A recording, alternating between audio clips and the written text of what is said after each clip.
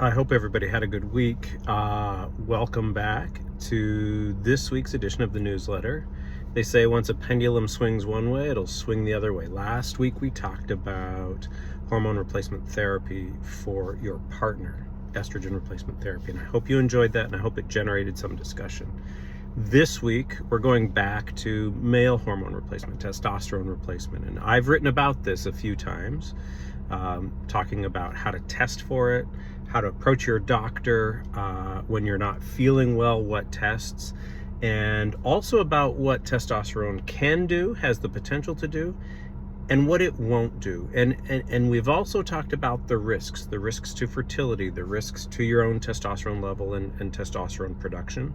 And so carrying on with that theme, today or this week's newsletter is really just a high to medium level coverage of the different ways that testosterone could be prescribed for you.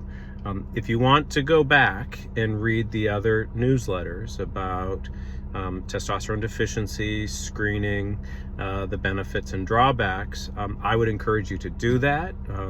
You can see that in our archive. But if you're already at this point where maybe you have had your testing done because of something that we wrote or told you about, and you're ready to consider treatment, and you know that there's different ways to do testosterone, this is where you would start.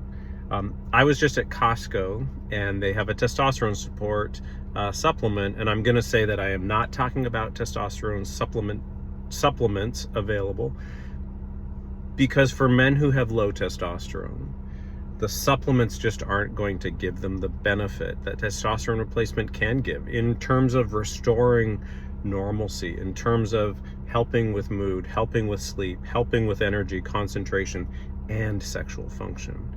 I cover things like gels, so topicals that you place on the skin that the body absorbs. We cover pellets, little beads that are placed under the skin in your doctor's office, and oral pills. The old days of oral testosterone causing liver failure have changed because the new pills, the new formulations are much safer.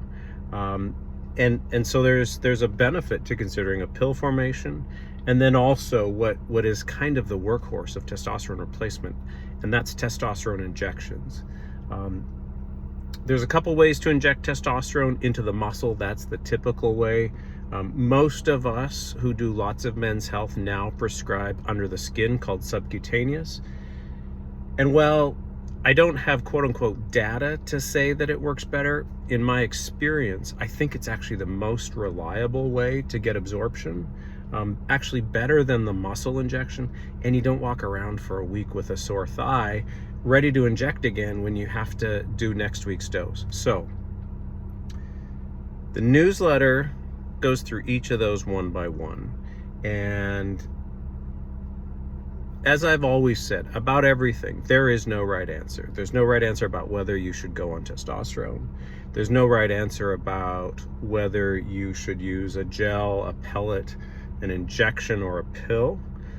What it comes down to for me in terms of communicating to you is that you understand the options, that you understand the choices that you have, because what that means then is you are choosing something that is right for you, not what the internet says, not what the text from your best friend Joe says, but you are choosing something for you right now in the confidence and privacy, in a discussion with your doctor, that will achieve the goals that you have. And so whether that is to improve response to things like Viagra and Cialis, or to improve your physical energy or concentration, or your libido, or just to feel normal again, this edition of the newsletter is for you.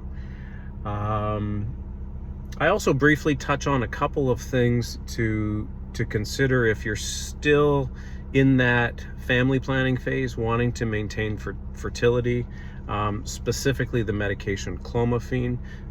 It's used off-label. It's a fertility drug primarily in women, but when we use it for men, it can boost testosterone. it can maintain sperm production, and you don't get the shrinkage of the testicles that happens with testosterone replacement. And we also talk about another injection called HCG, just in its brief form. So all of that said, there is something here for you if you're at that spot to consider replacement, or you're already on replacement and you're not happy with what you're using and you want to consider something else. As always, I want to thank you for being a supporter of the Sex After Retirement newsletter. And as always, if this information is helpful to you, that is the most important thing for me. If you find that it could be helpful for someone else, please forward it to them. Please share it on your social media. Getting the word out, getting the discussions going with clear thought, not hype, is my goal. And so that's why we're here. I hope you have a good week. I'll be with you next week. You can check us out also on social media, primarily on Instagram at DRJAMESKUAN, at Dr. James Kwan on Instagram. We also have a YouTube. We're getting started there, so we'd love for you to subscribe there also. Take care. Bye-bye.